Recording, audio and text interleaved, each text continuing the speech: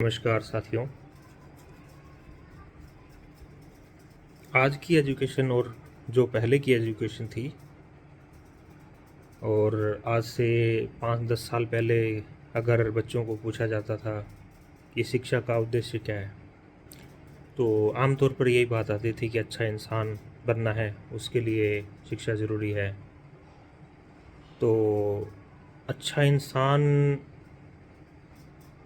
बनना है तो उस शिक्षा के अंदर राजा की वाहवाही न होकर जनता के हिसाब से और न्याय के आधार पे शिक्षा का इतिहास अगर लिखा जाता तो उसका कुछ मतलब होता और तकनीक सिखाई जाती तो उससे एक अच्छा इंसान विकसित होता।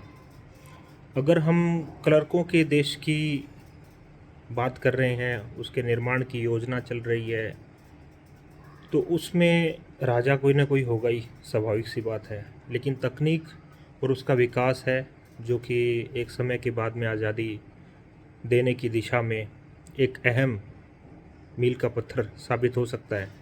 लेकिन इतिहास में जो चीज़ है उसमें ज़्यादातर लोग किन चीज़ों को लेकर गौरवान्वित महसूस करते हैं?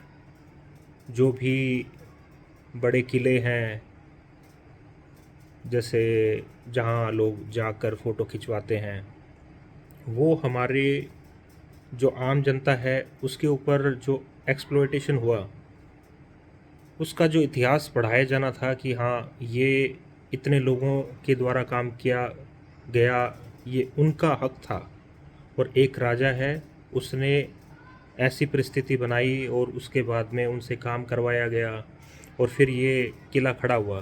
तो किलो किले को देखकर आप उस राजा से प्रभावित हैं या उन कारीगरों से जिन्होंने उसका निर्माण किया? ये अपने दिल से पूछिए, क्या ये बेहतर व्यक्तित्व का निर्माण करने वाली शिक्षा है? आज के हम सभी जो नवयुवक हैं, हम सभी को जिस तरह की भी शिक्षा मिली है, हम किन लोगों को सम्मान दे रहे हैं? हम उन राजा लोगों को सम्मान दे रहे हैं या उन गरीब पिछड़े हुए लोगों के उस प्रयास को, जिसकी कौशल की बदौलत आज ये चीज़ें हमें देखने को मिलती है? लेकिन जो देखने का नज़रिया है आमजन का, वो किस तरह का है आप बेहतर जानते हैं।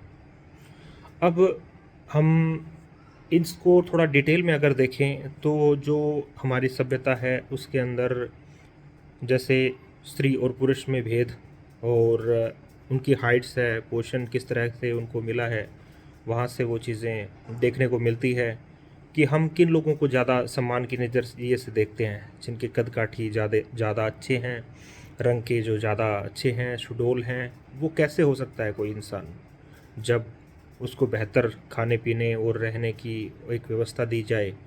तो हम जिन लोगों से प्रभावित होते हैं और जिन लोगों का सम्मान करते हैं, ये दोनों बातें भिन्न हैं।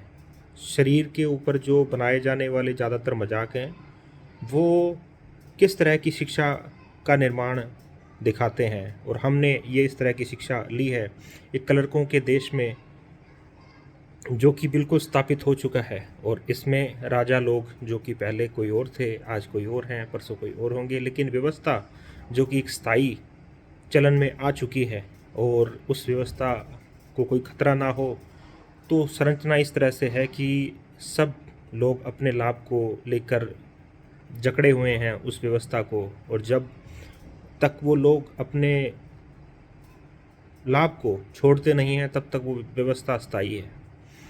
तो इस व्यवस्था के बाद में जो अगली व्यवस्था है उसमें एक ट्रांजिशन फेज़ की ज़रूरत है, जो कि मैं सोचता हूँ कि वाकई में एक समय के बाद में आएगा।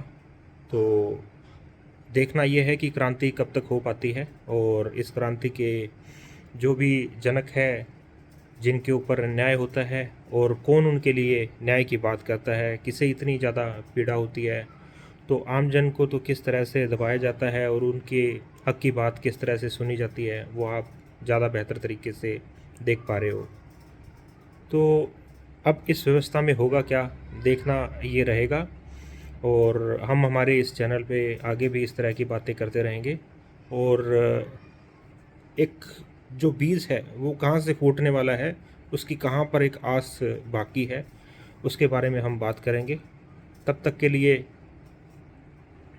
आपको इस वीडियो में विदा लेते हैं हम, और मिलते हैं हमारे जल्दी ही अगले वीडियो में। तब तक के लिए धन्यवाद, मिलते हैं जल्दी ही।